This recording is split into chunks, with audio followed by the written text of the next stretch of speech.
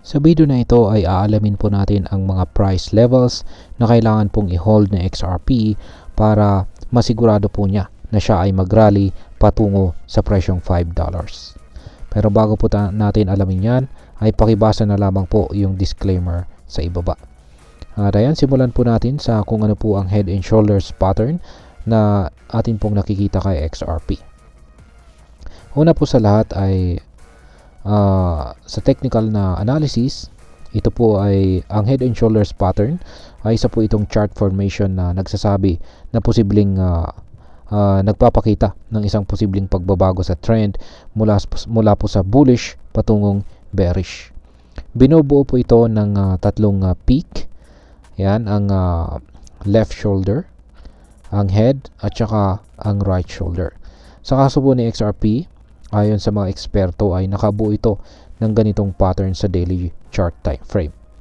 Nitong December 2024 ay umabot po ang presyo ng XRP sa $2.9 na nagsisilbing left shoulder.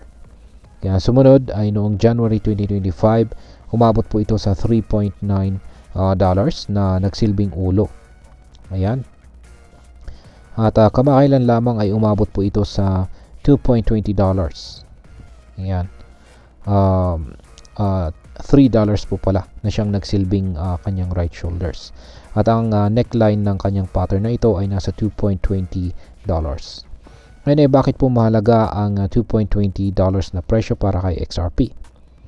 Yan, ang $2.20 na presyo ay ito po yung tinatawag na neckline ng head and shoulders pattern.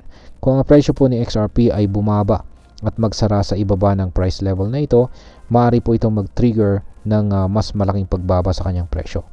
Ayon po sa mga eksperto, ang pagkabasag ng neckline na ito ay maaaring magdulot ng pagbaba ng presyo ng XRP ng hanggang 50%. Ngayon ano naman po ang sinasabi ng iba pang mga technical na indicators? Ayan, bukod po sa head and shoulders pattern ay may iba pang mga technical indicators na nagpapakita ng posibleng bearish trend para kay XRP. At ito po ang Relative Strength Index or RSI. Ayan. At ito po ay nag-generate ng bearish divergence habang ang Moving Average Convergence Divergence or MACD ay nagkaroon naman ng bearish cross. Ayan, bearish cross. At ito po ay mga indikasyon na nagpapahiwatig ng posibleng pagbaba ng presyo sa mga susunod na araw. Ngayon ano po ang mga positibong senaryo para kay XRP? Hindi lahat ng balita ay negatibo para kay XRP.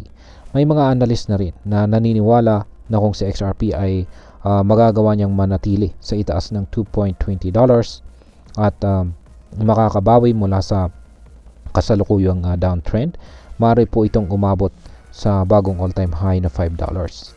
Ang susi rito ay ang kakayahan ni XRP na basagin ang resistance level sa $3 pagkatapos po nitong mag-retest sa neckline at makabangon mula sa downtrend. Yan. Yan po ulit yung chart. At ngayon ay ano naman ang aking masasabi tungkol dito. Ang mundo ng cryptocurrency ay likas po na volatile at puno po ito ng risk. Ang mga technical na indicators ay tulad po ng head and shoulders pattern ay mahalagang gabay sa ating pagdidesisyon. Ngunit hindi po ito garantiya na ito ang magiging galaw ng market. Mahalaga pa rin po ang masusing pag-aaral, tamang risk management at pagkakaroon ng diversified portfolio upang maprotektahan ang ating mga investment. Si XRP ay kasalukuyang nasa critical na punto ngayon at ang susunod na galaw nito ay maaaring magdulot ng malaking epekto sa mga investors. Kaya yan, bilang mga Pinoy crypto traders at investors, tayo po ay dapat na maging mapanuri, maingat at laging mag-aral po bago gumawa ng anumang desisyon sa pag-i-invest. Tandaan, ang kaalaman at tamang pag-unawa sa market ang siyang susi sa matagumpay na pag-i-invest sa cryptocurrency. At ayan, hanggang dito na lamang po tayo sa video na ito mga ka-crypto. Marami pong salamat sa panonood. Ingat po tayo lagi at God bless po sa ating lahat.